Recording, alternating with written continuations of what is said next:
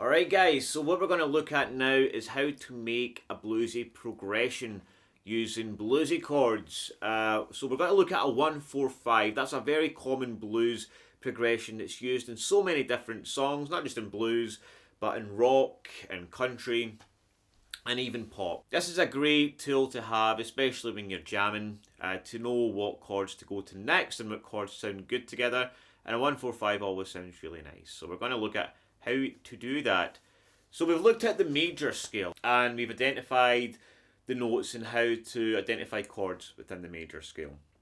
Now all a 1-4-5 means is taking the first chord, the fourth chord and the fifth chord and making a progression out of those chords. Alright, so if we had to play in the key of E, for example, we know we can find the major scale by going to the E note, alright, which is the 12th note on the low E string. And if we do our major scale here,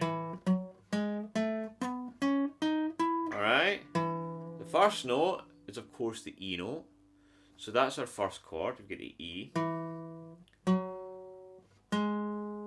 Our fourth, 1, 2, 3, 4, right, that's the A note, right, so that's the A chord, okay. The fifth is the B note. So there we have it, we have an E, an A, and a B. And a quick way to do this, rather than go through the major scale, if you find the note on the top string, right, so we want to play in the key of E, we find the E note, and we make an L shape, right, like that. And there we have the notes for the 1-4-5, our 1, our 4, and our 5. Okay, E, A, and B. Okay, so if I had to play a major blues, I could use an E, an A, and a B. Alright, so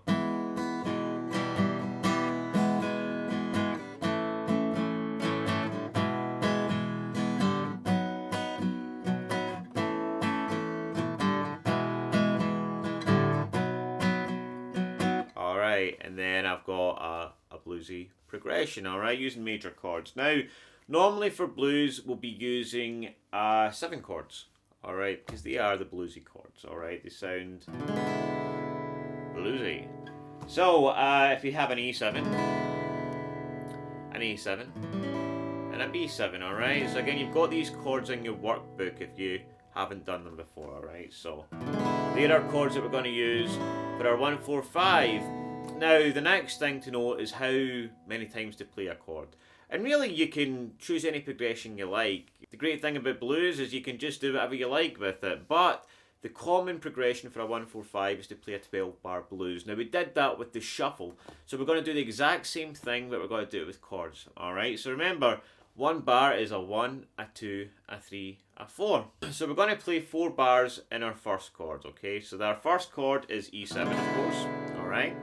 So we'll just make up a rhythm for 1, a 2, a 3, a 4. So something like 1, 2, 3, and a 4, and a 1, a 2, and a 3, and a 4, and a 1, 2, and a 3, and a 4, and a 1, and a 2, and a 3, and a 4. Alright, then we have an A7, okay,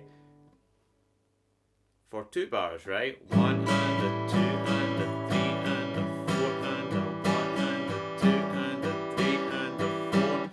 And then we're back to E7, our first chord, for another 2 bars. 1 and a 2 and a 3 and a 4 and a 1 and a 2 and a 3 and a 4. Alright, now this is in your workbook as well, the progression. So the first chord for 4, the fourth chord for 2, the first chord for 2, sorry, and then we are going to do a bar in each chord, starting with the 5 chord, okay, which is a B7.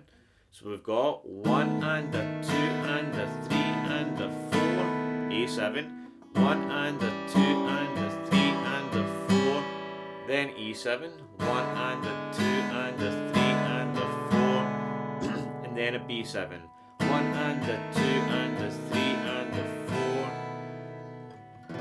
then you can start it all over again. So often what's added in a blues is something called a turnaround. Now turnaround sounds like this.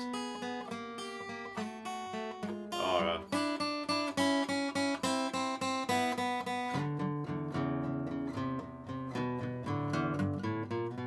alright, there's lots of them.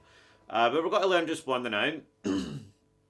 And yeah, they put the turnaround in at the 11th bar. Alright, so we come down to our last 4 bars. We've got a B7, 1 and a 2 and a 3 and a 4, A7, 1 and a 2 and a 3 and a 4, then our turnaround.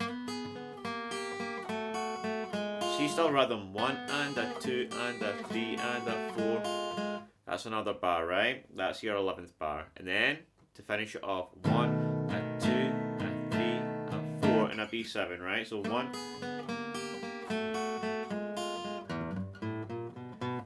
Alright, so the turnaround, what I'm doing here is I've got my first finger on the 4th fret in the G string, middle finger on the high E string, and I go G, E, G. Alright, back to the 3rd fret, G, E, G, 2nd fret, G, E, G, 1st fret, G, E, G.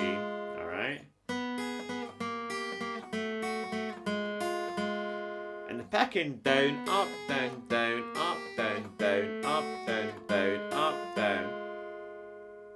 Right? And then get into my B7, I'm going to do a walk. I'm going to go 0, 3, sorry, 0, 3 on the low E, 0, 1, 2 on the A.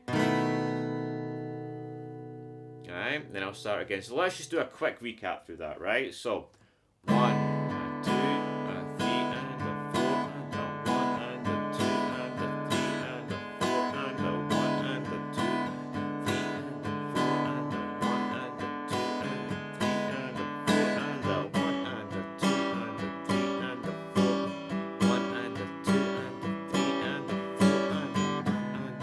a 4, and a 1, and a 2, and a 3, and a 4, and a 1, and a 2, and a 3, and a 4, and a 1, and a 2, the 4 and a 1 and a 2 and a 3 and a 4 and a 1 and a 2, and so on, right? And that's it. So that is how you make a 12-bar blues, alright? So again, you find the E note for if you want to do it in the key of E. Find the 1, 4, 5, 1, 4, 5, identify those chords, bluesify them by putting a 7 at the end of it, so E7, A7, B7, and then create your 12-bar blues using the formula, and you've got that in your workbook. Now, what I want you to do so that you really take it in is to create a 12-bar blues in a different key. You can choose, it could be the key of A, B, whatever. Figure out your chords, and then create a 1, 4, 5 as well. Alright, so enjoy, and I will see you in the next lesson.